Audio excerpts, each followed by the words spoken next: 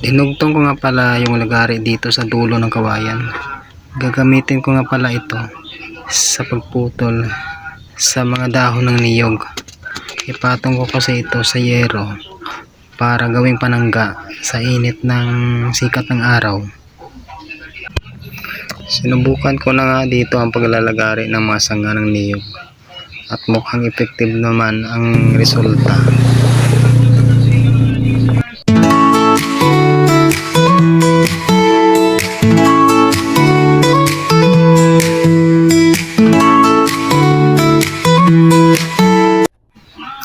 Medyo marami na rin yung naputol ko mga dahon ng niyog dito, kaya uminom muna ako ng buko dito.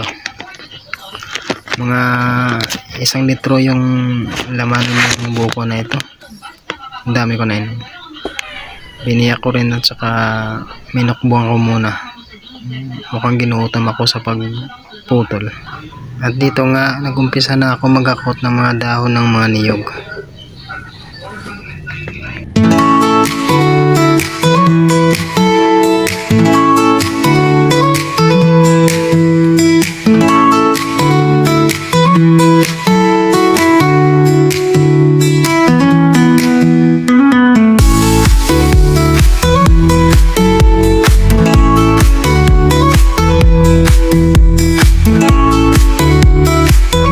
At nailagay ko na nga lahat ng dahon ng niyog dito. Bali mga 25 pirasong dahon ng niyog ang nalagay ko dito.